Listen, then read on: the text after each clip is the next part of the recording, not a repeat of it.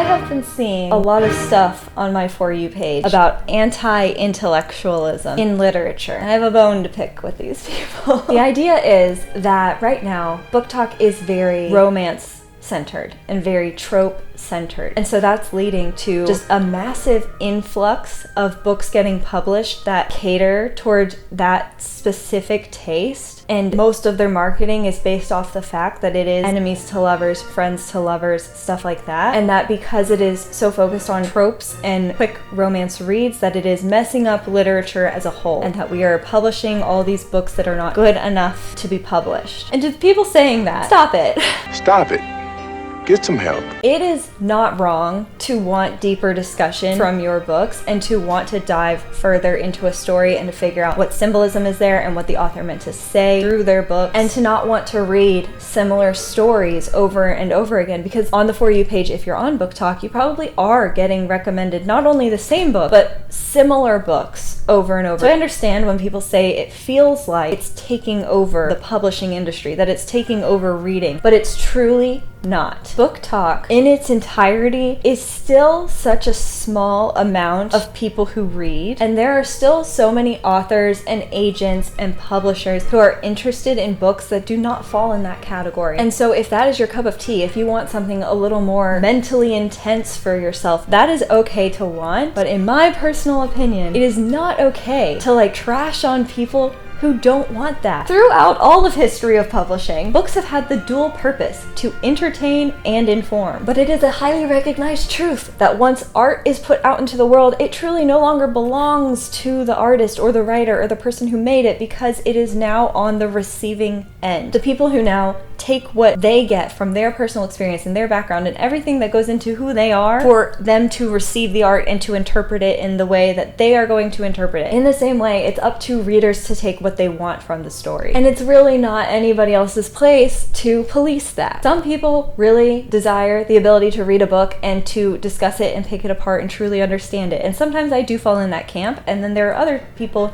who want to read only for entertainment or escapism, or as an easy read after a long day of work or whatever they have going on. And that is okay too. Whatever your goal, I truly think that it doesn't matter what you're reading, but as long as you are reading, it is very good for your brain. Of course, you're going to challenge yourself more with certain books and going through those books with a certain lens, but overall, I think reading for entertainment can also be an intellectual exercise, because I will tell you one thing. Back when I was a small child, I took the SAT, and I had a really good reading and writing score, and I had a this could be better math score. So I went and studied only math stuff for months on end until I took the SAT again. In that time, I didn't do any type of curriculum or extra studying stuff for the reading and writing portion, but I was in the time of my life where I was obsessed with The Hunger Games, Divergent, all things young adult literature, not necessarily your highbrow stuff. And I went in and I smashed that section. I got so much higher in those points, and my math score went up 10. So while I have some beef with math, I think that goes to show that even if you're reading for purely entertainment, even if you're ripping through books just for those teen romances, that it's still good for you. It's certainly better than rotting in front of the TV, because I know that my brain still feels better after reading a romance novel than it does after binge watching reality TV for an entire day. I think the reason that we are seeing people panicking about reading being less intelligent and people publishing trash novels is because BookTok has a lot of buying power. And there are a lot of people on BookTok who are there purely for the entertainment side of things. And so when this big group of people who like one specific type of book are a huge portion of this social media platform, then yes, you're going to see an uptick in those books because publishers recognize that there is a lot of buying power there. And so yes, bookstores are seeing that, and they are seeing that buying power come in, and that is why they are putting all of those romance novels that all have those little cartoon character covers at the very front of the store. And I think that does bother some people when they walk in, because they're looking for a specific type of book, and then all these romance novels are shoved directly into their face. And so I understand why it seems like it has taken over reading, but truly there is so much more in the bookstore than that. Don't get distracted by the tables. And I feel like my final defense in this, if you want to call it an argument, is that you build your own For You page. If you are seeing just one romance novel after another, and it is not what you want to read, that's not what you want to like spend your time on, you control the For You page. You can easily recalibrate it by quickly scrolling past anything like that, and then the second you hit a video that is a book that you are more interested in, whether it's sci-fi, historical fiction, whatever it is that you feel like will fulfill you as a reader,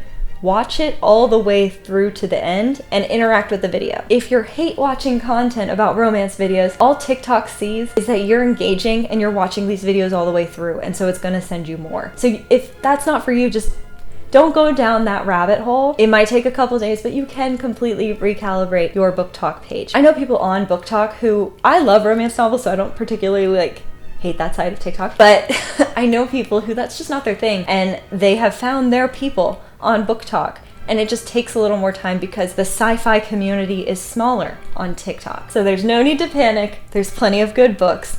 And that said, I have book recs whether you're looking to dive deeper into a story and its meanings and its themes, or if you're just looking for entertainment. These books do it all. First up is Chosen Ones by Veronica Ross. This is a new adult urban fantasy that answers the question, what happens to our teenage chosen ones once they grow up? This has a really unique magic system. It was such an interesting story, and I feel like it also takes an interesting look at how the same situation can affect different people, because there are multiple chosen ones in this book. They all fought the big bad together, and now they all have very different reactions to that situation. The characters also have to sort of re-face off against an evil figure that has been sort of looming over them since they were teenagers, and the end is crazy, so I highly recommend this. Next up is Feed. This is a young adult dystopian story, and it's basically like if everybody got the Elon Musk Neuralink thing put in, and it's like if we had a constant social media feed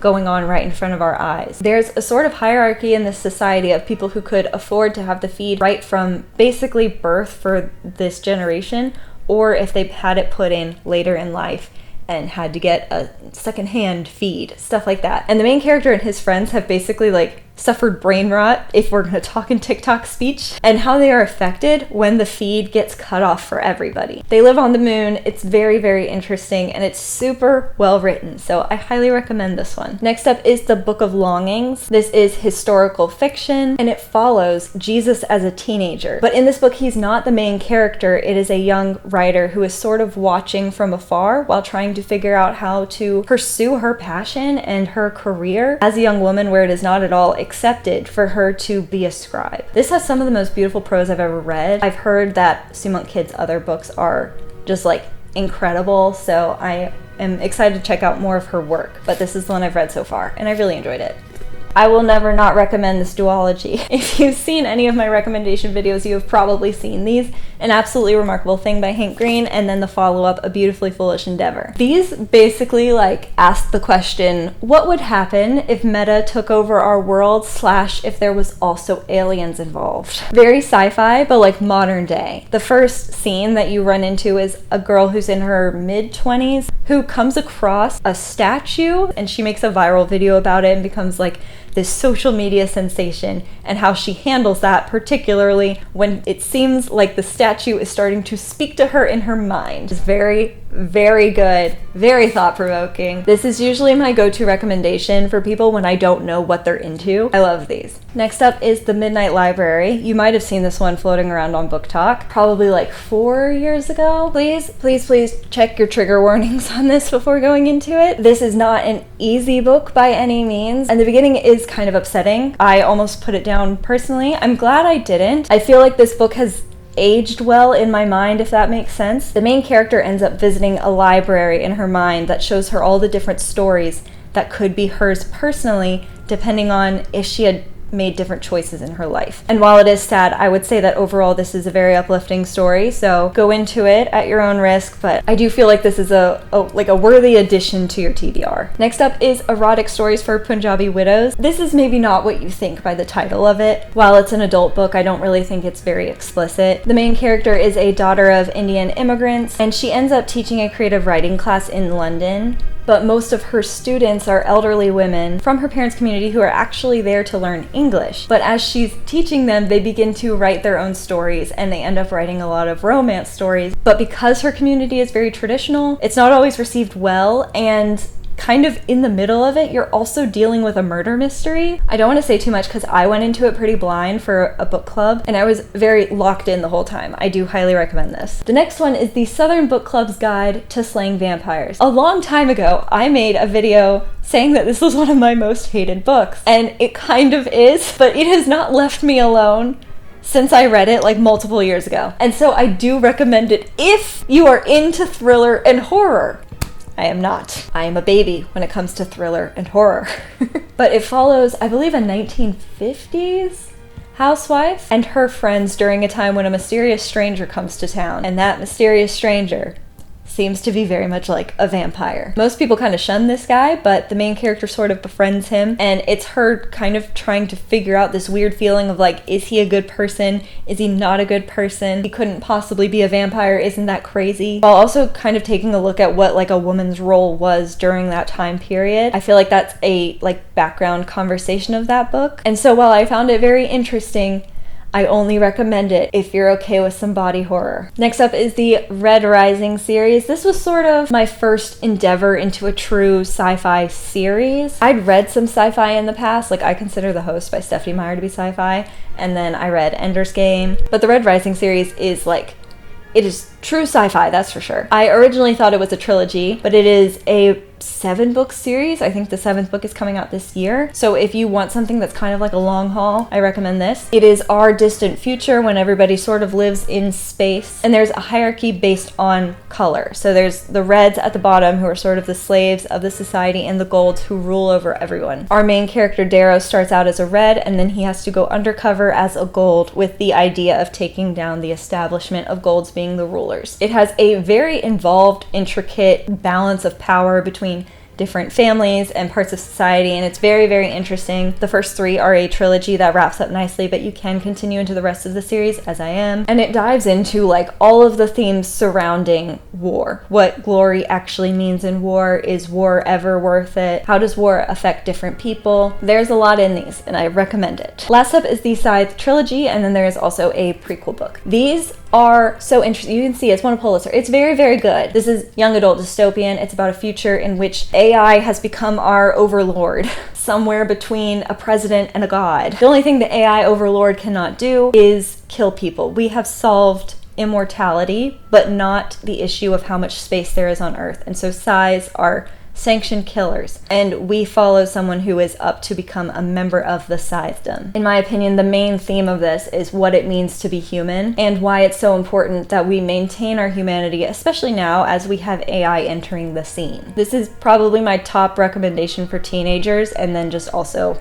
I think adults should read this. I read it as an adult and I loved it. I would love to hear from you. What are your favorite books to recommend to people, and what books do you think are both challenging if you want to dive into it, but also just like a very entertaining read? Please like this video if you liked it. Click subscribe if you want to talk about more book stuff. My name's Caitlin. Thanks for watching. Bye.